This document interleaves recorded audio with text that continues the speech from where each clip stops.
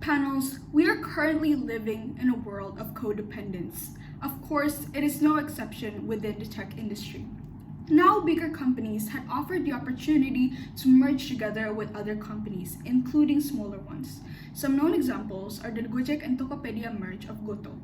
On our side of the house, we believe that these mergers and acquisitions in the tech industry are in fact necessary and beneficial. But before we emphasize further, let me go into my rebuttals. My first rebuttal is on the point of merging these companies are unjustified as it limits consumers' ability to exercise privacy, as the proposition had said. A big part of the proposition speech was on how these merged companies could sell data to each other, and one of the main reasons that they talked about was advertising. Of course, this is alarming to some degree. However, the reason that they do so is to be able to provide for us, consumers, with what we want. For example, if we had looked up something on Instagram, let's say a bag, and an advertisement shows up on it another day, how is that bad? All that the company was doing was utilizing the information that we had looked up in the app and offered us something that we want. Thus, rather, we would argue a rather resourceful use of our privacy, which we had given to the app in the first place.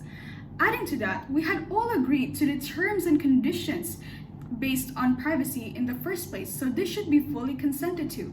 The opposition had argued against this, saying that agreeing to those terms are often based on peer pressure, as everyone is also using the application.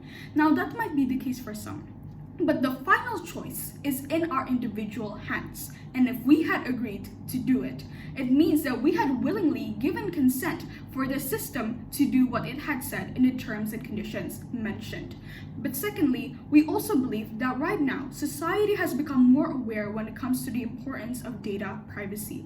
That's why we believe that even though these companies merge into one, it doesn't mean that these companies will be free from the public's scrutiny. My second rebuttal is regarding taking away smaller companies' freedom, as the proposition has said. We believe that isn't true. Why? Well, this whole merging had been consented to by both of the companies, so the smaller companies had agreed to this. Even if these companies are smaller, there are metrics and guidelines that both parties have to agree with within the agreement. Of course, we acknowledge that business isn't all black and white, but please keep in mind that this merging is seen by an audience. As the proposition had mentioned, we're going to give an example of the Instagram and Facebook merge. If there was an issue of freedom within one of the companies, the whole world will be witness. So these companies will ensure that no breach of contract or guidelines will happen. The opposition might ask, what about other companies?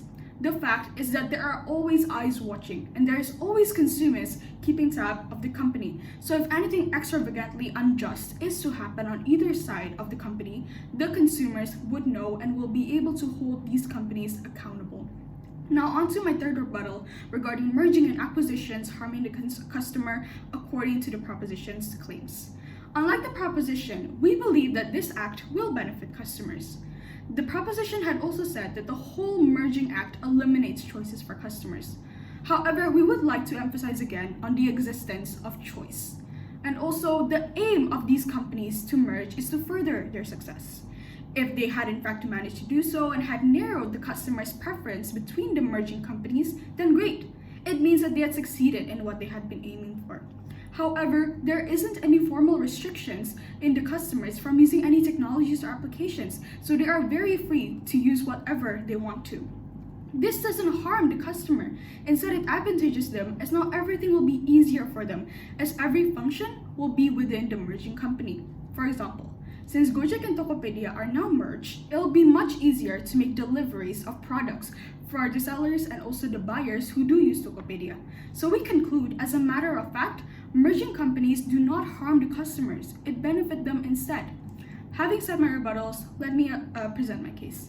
On our side of the house, we believe that mergers and acquisitions within the tech industry will benefit the society and consumers as a whole. Today, I will be presenting two arguments on why mergers and acquisitions within the tech industry will benefit smaller companies and the fact that this act will also benefit consumers too. Now, onto my first argument.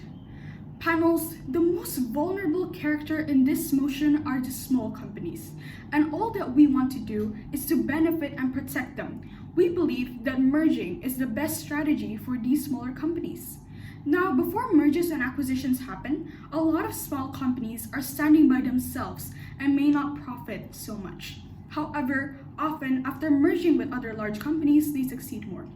For example, before partnering and merging with Disney, Pixar wasn't doing so well. However, after the merge, the company had grown to become one of the most successful animation companies in the world. We believe that mergers and acquisitions are in fact necessary for small companies to thrive. This allows small companies to be exposed to more consumers, as large companies usually have a fixed audience and consumer count. They also usually have a larger budget than these small companies, so they can aid them with promotions and those of similar matter. This then consequentially increases the individual revenue of the small company as they would have more consumers. Panels, if mergers and acquisitions are taken away, what choice and option will these smaller companies have? It will be very difficult to grow their companies without fixed consumers and promotions.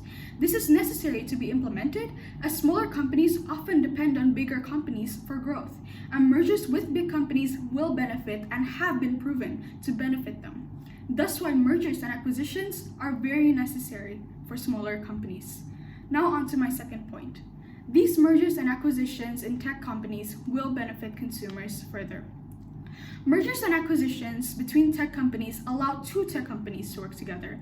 This will then give them smoother and better experiences for consumers, which is what they aim for. For example, Microsoft acquired LinkedIn back in 2016. This then led to user data that LinkedIn had integrated with all Office applications, including Outlook and Skype, which gives a better and easier experience for Microsoft users. As the information that one company has will be given to the other, these two companies can take advantage of that and offer the best experience to customers. Things such as filling in data and signing in then become so much easier because of that. And us, as daily consumers, have been proven to be rather tired and lazy of having to repeatedly input the same information to multiple sites over and over again. So this fact of the merge had been proven in our own daily lives to be very useful. So due to mergers and acquisitions in tech companies making users' experience better, we believe that it is necessary. So due to mergers and acquisitions within tech companies being very beneficial to the smaller companies and also highly advantaging the consumer's experience, we are very, very proud to oppose. Thank you.